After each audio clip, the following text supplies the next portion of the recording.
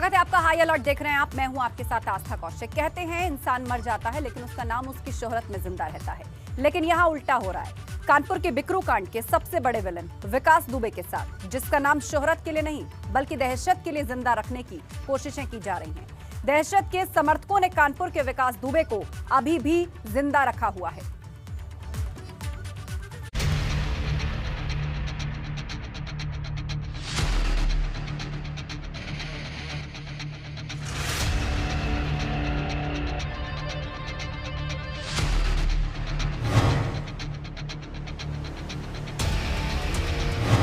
जिंदा है विकास दुबे। के नाती से हम रावण के खानदान रे, अब मैं विकास दुबे हूँ वे सारा हिंदुस्तान रे।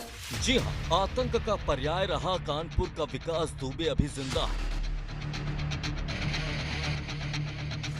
और उसको जिंदा रखे हैं उसके समर्थक, उसके चाहने वाले, उसके प्रशंसक, जो दिन रात उसका महिमा मंडन कर रहे हैं, जो खूंखार अपराधी को हीरो साबित करने में जुटे हुए हैं। खूंखार विकास दुबे को बनाया जा रहा है हीरो। अब मैं विकास दुबे हूँ वे सारा हिंदुस्तान रे। 8 पुलिस कर्मियों के हत्यारे का हो रहा महिमा मंडन।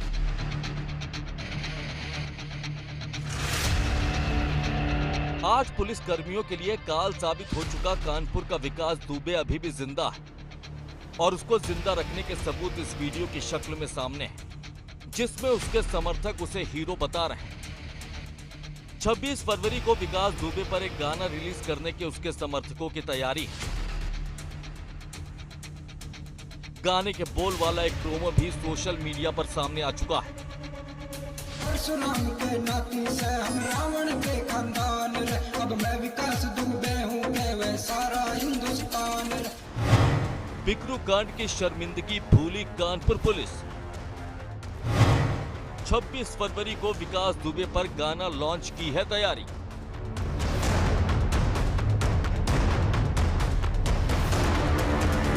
कानपुर के बिकरू कांड का सबसे बड़ा विलन, खाकी के दामन पर खून के छींटे लगाने वाले खूंखार अपराधी विकास दुबे का भले ही यूपी पुलिस ने एनकाउंटर में जिंदगी का चैप्टर क्लोज कर दिया,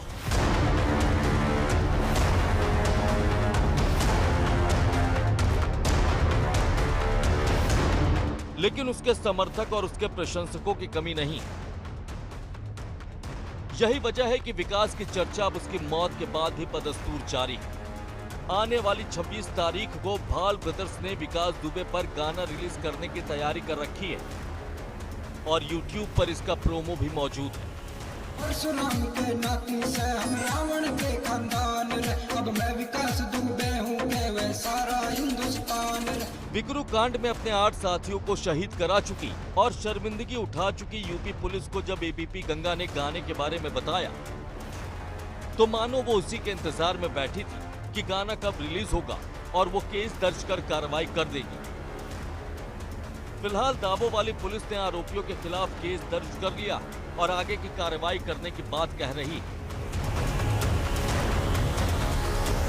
देखिए, इस तरह से जो दुष्प्रचार कर रहे हैं उसी के संबंध में हम लोग केस रजिस्टर करा रहे हैं और उसमें जिनकी भी सक्रियता मिलेगी और जिनका कंटेंट इस तरह मिलेगा जो बिल्कुल आपत्तिजनक है सोशल साइट्स पर, उनके खिलाफ निश्चित रूप से कार्रवाई होगी। हाँ, इसीलिए केस भी रजिस्टर हो रहा है। इसीलिए हम लोग फेसबुक को लगातार रिमाइंडर दे रहे हैं कि इस पेज को सस्पेंड किया जाए और ब्लॉक किया जाए। ये कोई पहली बार नहीं जब सोशल मीडिया प्लेटफॉर्म पर विकास दुबे को हीरो साबित करने की कोशिश की जा रही, बल्कि विकास के एनकाउंटर को फर्जी बताने वाली पोस्ट से भी सोशल मीडिया के अकाउंट्स भरे पड़े हैं।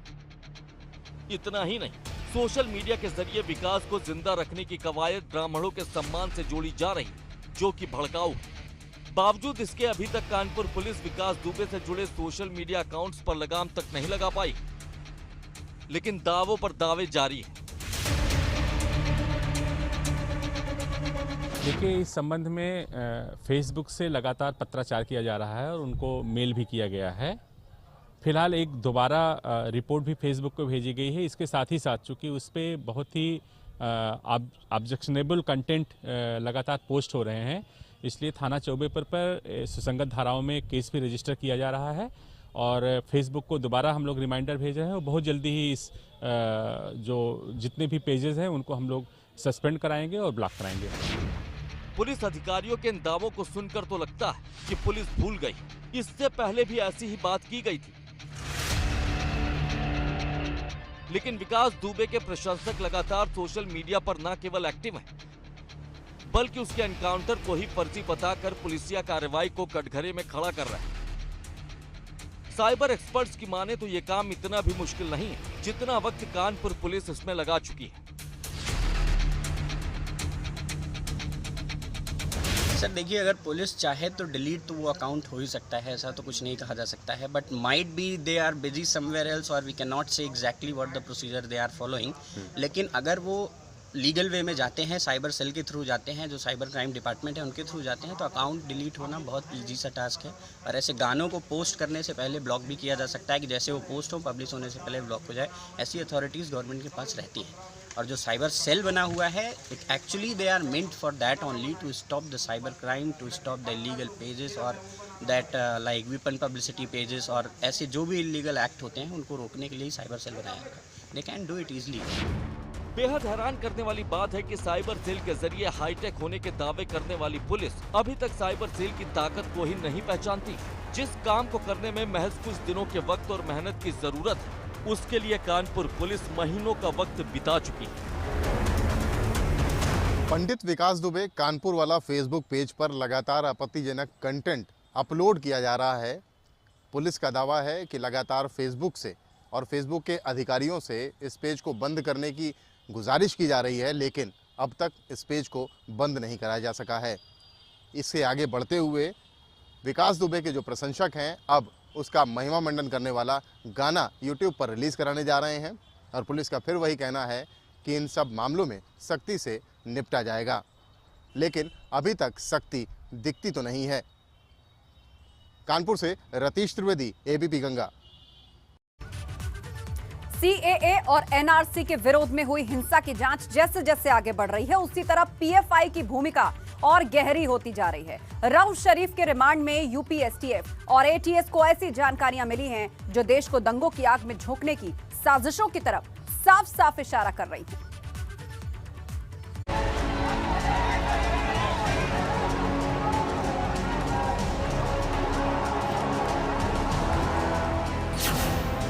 लखनऊ में एनआरसी और सीएए के विरोध के दौरान जो हिंसा की आग भड़की थी, वो अपने पीछे कई सवाल छोड़ गई थी,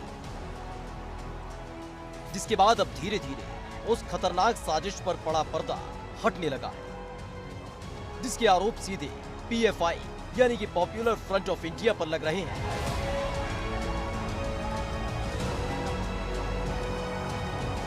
दरअसल रऊफ शरीफ को एसटीएफ ने रिमांड पर लिया था और पूछताछ के दौरान उसने जो खुलासे किए हैं उससे ये साफ हो रहा है कि पीएफआई और उसके स्टूडेंट यूनिट सीएफआई देश में हिंसा फैलाने के लिए खाड़ी देशों से पैसा ले रहे थे।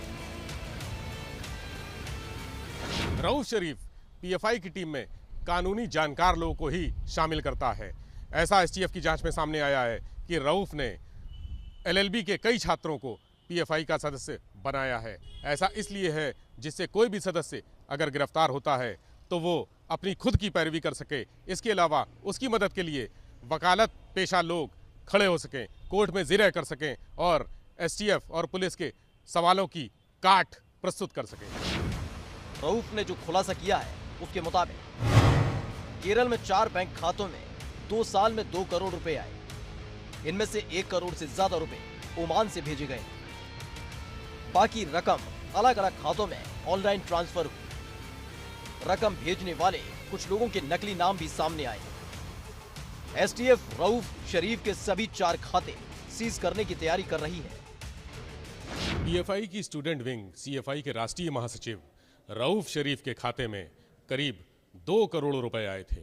ये 2 करोड़ रुपए किस लिए आए थे इसकी एसटीएफ जांच कर रही है। आपको बता दें कि रऊफ शरीफ के खाते में जब सीए एनआरसी का प्रदर्शन दिल्ली में हो रहा था तब 1 करोड़ रुपया भेजा गया था। ये रुपए ओमान से भेजे गए थे। इसके अलावा देश के अलग अलग हिस्सों से और अन्य खाड़ी देशों से भी रुपया भेजा गया था। ये रुपया माना जा रहा है कि देश में और उत्तर प्रदेश में जातीय हिंसा फैलाने की साजिश रचने के आरोपियों को मदद पहुंचाने के लिए दिया गया था। एसटीएफ अधिकारियों की माने तो विदेशों से भेजी गई इस रकम का इस्तेमाल देश में हिंसा फैलाने और सांप्रदायिक माहौल बिगाड़ने के लिए किया गया। फिलहाल एसटीएफ ये पता लगाने की कोशिश में जुटी है कि पर्दे के पीछे छिपे हुए कौन से चेहरे हैं जो खाड़ी देशों से भारत को हिंसा की आग में झोंकने की साजिश रच रहे हैं। वहीं कुछ नाम तो सामने आए हैं, लेकिन सूत्रों की माने तो ये नाम नकली। कस्टोडियल इंटरोगेशन में काफ़ी बातें प्रकाश में आई हैं और इनके एम्स, गोल्स, मेथडोलॉजीज ये सबकी जानकारी हुई है।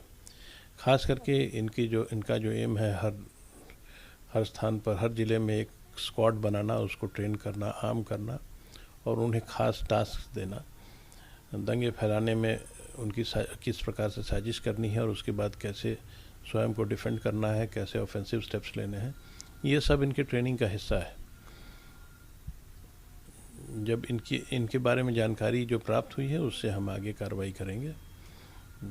कई पीएफआई के कई नए मेंबर्स के बारे में जो अभी तक जिनकी जानकारी नहीं थी, उनके नाम भी प्रकाश में आए हैं और इन्वेस्टिगेशंस को हम आगे बढ़ाएंगे। रऊफ की अब जो पुलिस कस्टडी रिमांड थी वो समाप्त हो चुकी है और उसे वापस मथुरा जेल में दाखिल किया जा चुका है। रऊफ शरीफ चार्टर्ड अकाउंटेंसी का कोर्स भी कर रहा है। ये कोर्स वो इसलिए कर रहा है ताकि उसके खातों में विदेशों से जो रकम आई है, जो विदेशी फंडिंग हुई है, उसको लीगलाइज रूप दिया जा सके। एसटीएफ की जांच में ये बात सामने आई है कि रऊफ ने अपने खातों में जो सीए-एनआरसी के दौरान 1 करोड़ रुपए आए थे, उसको लीगलाइज करने के लिए तमाम फर्जी दस्तावेज प्रस्तुत किए हैं। एसटीएफ इन दस्तावेजों की जांच कर रही है। रऊफ शरीफ ने यह भी बताया कि पीएफआई में ऐसे युवाओं को शामिल किया जाता है जो कि कानून की जानकारी रखते हों। इसके पीछे मकसद ये था कि जब भी कोई पीएफआई का सदस्य पुलिस के हत्थे चढ़ जाए तो उसे कानून मदद मुहैया कराई जा सके। लखनऊ से विवेक त्रिपाठी के साथ bureau report, ABP Ganga. Police बेशक बदमाशों को धमकी जो बदमाश देते हैं उनको नजरअंदाज कर दे, लेकिन बदमाशों ने डकैती की एक वारदात को अंजाम देकर यह जरूर साबित कर दिया कि उनकी धमकियां हमेशा खाली नहीं जाती। पुलिस चौकी से चंद कदम की दूरी पर बेखौफ बदमाशों ने एक सिगरेट गोदाम को लूटकर पुलिस को सीधे तौर पर चुनौती दे दी।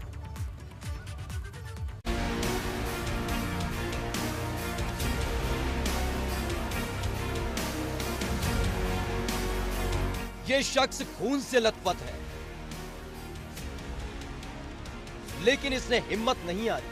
वारदात को अंजाम देने वाले बदमाशों ने इस शख्स की गर्दन रेत दी, लेकिन मौत से जूझते इस शख्स का जुनून कम नहीं हुआ और किसी तरह अपनी गर्दन से बहते खून को प्लास्टिक की पॉलिथीन से रोकने की कोशिश की और वारदात की जानकारी पुलिस तक पहुंचाई।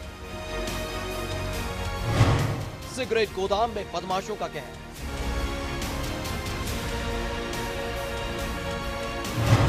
बेखौफ बदमाशों ने अंजाम दी डकैती।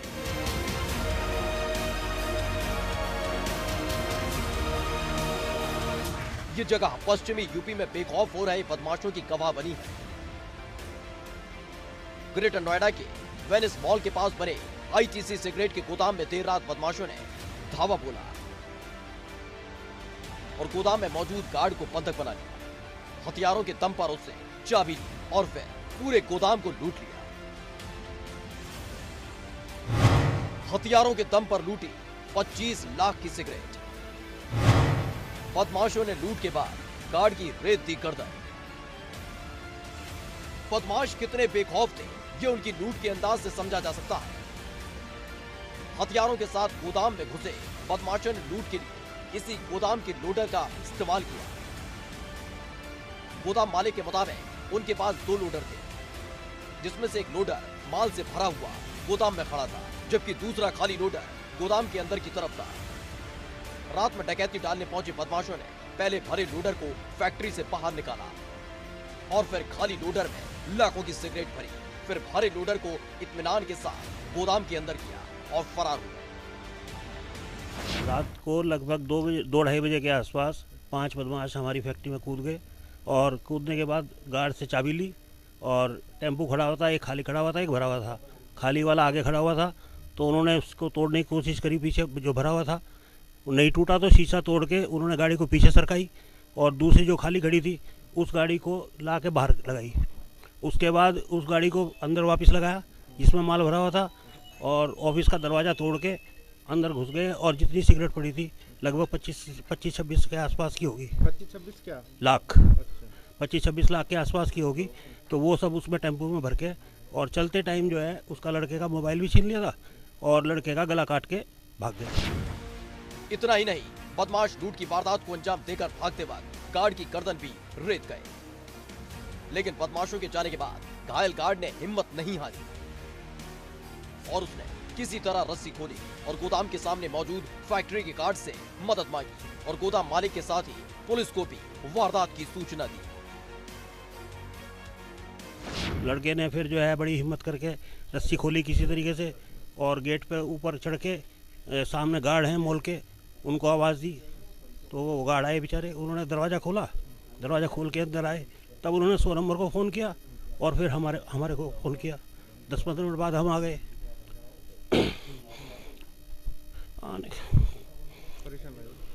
आने के बाद सबसे पहले तो हमने उस लड़के को गाड़ी में लेके हॉस्पिटल ले गए क्योंकि उसकी जान बचाना बहुत जरूरी था। तो वहाँ एडमिट करा रखा है, उसका ऑपरेशन होगा।